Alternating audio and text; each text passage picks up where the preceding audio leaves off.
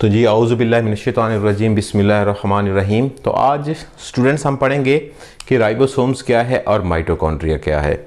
हमने पहले cellular structures पढ़े, अब हम सेल ऑर्गेनेलिज के ऊपर आ रहे हैं। पहले हमने न्यूक्लियस पढ़ा, न्यूक्लियस के बाद जो है अब हम राइबोसोम पढ़ेंगे और माइटोकॉन्ड्रिया पढ़ेंगे।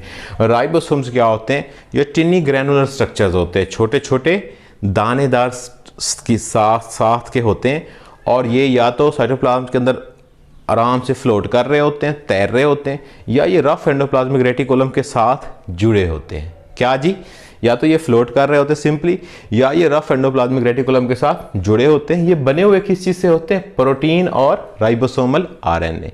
इनकी साख्त, इनकी बनावट क्या है? किस चीज़ से बने होते हैं? या प्रोटीन और राइबोसोमल आरएनए। ये यूकैरियोट का जो राइबोसोम है वो बड़ा होता है प्रोकैरियोट से। आपको पता है ना यूकैरियोट्स क्या होते हैं, जो जिनके अंदर ट्रू न्यूक्लियस होता है, और प्रोकैरियोट्स क्या होते हैं, जिनके अंदर ट्रू न्यूक्लियस नहीं होता।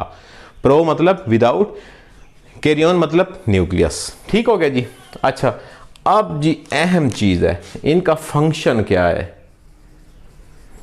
ठीक है जी, क्या जी? इनका फंक्शन क्या है? साइट ऑफ प्रोटीन सिंथेसिस, कि ये वो जगह है जहां पर प्रोटीन की सिंथेसिस होती है, जहां पर प्रोटीन बनती है। ठीक हो गया जी। अगर ये अपनी प्रोटीन नहीं बना रहे होते तब ये क्या करते हैं? डिसेंबल हो जाते हैं इनटू टू। क्या हो जाते हैं जी? डिसेंबल हो जाते हैं। एक राइबोसोम दो हिस्सों में तकसीम हो जाता है। नॉट बाउंड बाई मेम्ब्रेन, ये जो राइबोसोम है इसके ऊपर कोई मेम्ब्रेन नहीं होती। ठीक हो गया जी, यहां तक क्लियर हो गया। राइबोसोम्स क्या होते हैं जी? टिनी ग्रैनुलर स्ट्रक्चर्स होते हैं। ठीक है, या तो ये साइटोप्लाज्म के अंदर फ्लोट कर रहे होते हैं, या ये रफ एंडोप्लाज्मिक रेटिकुलम के साथ अटैच्ड होते हैं। ये किस चीज़ से बनते हैं? प्रोटीन और राइबोसोमल आरएनए से मिलकर बने होते हैं।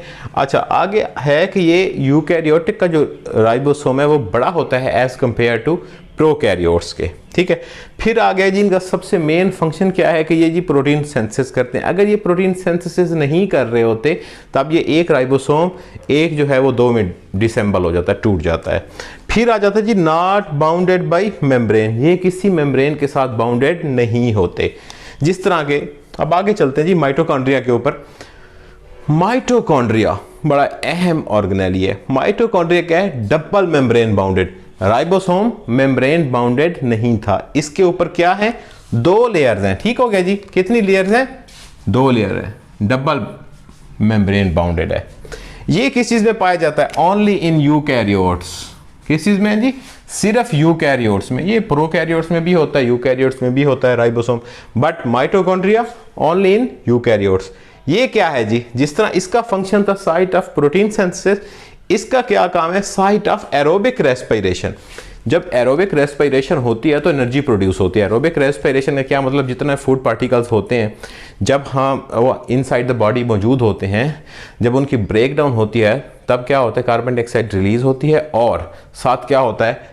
एनर्जी हमें मिलती है। तो ये क्या हो गया जी? Energy production. ठीक हो गया जी। क्या है जी इसका फंक्शन? क्या है अहम फंक्शन इसका? क्या है? साइट ऑफ एरोबिक रेस्पिरेशन और एनर्जी प्रोडक्शन। अच्छा, इसमें जो है मैंने पहले बताया आपको कि दो मेम्ब्रेन होते हैं, डबल मेम्ब्रेन बाउंडेड होती हैं। जब डबल मेम्ब्रेन बाउंडेड हैं तो वो स्ट्रक्चर किस तरह का होगा? ठीक है, ये देखें, ऊपर इसकी ये सिंगल मेम्ब्रेन, ऊपर की जो आउटर मेम्ब्रेन है वो बिल्कुल स्मूथ होती है, बिल्कुल स्मूथ स्ट्रक्चर होता है। अब जो अंदर की मेम्ब्रेन है वो इन्वर्टेड होती है। इन्वर्टेड जब बनती है तो वो उन इन्वर्टेड जो स्ट्रक्चर बनाती है उसको हम बोलते हैं क्रिस्टी।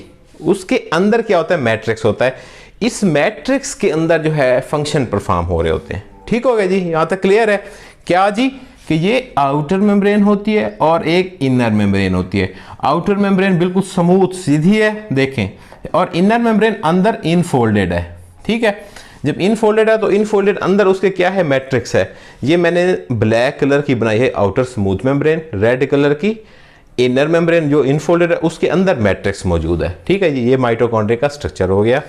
उसके बाद आ जाता है जी इनर फॉर्म क्रिस्टी। ठीक हो गया जी, ये स्ट्रक्चर, ये क्रिस्टी, ये क्रिस्टी, ये क्रिस्टी, ये क्रिस्टी। ठीक है, अब देखें एक अहम बात कि have their own DNA and ribosomes. ये जो माइटोकॉन्ड्रिया है इनका अपना डीएनए और अपना राइबोसोम होता है। ठीक हो गया जी, ये है माइटोकॉन्ड्रिया।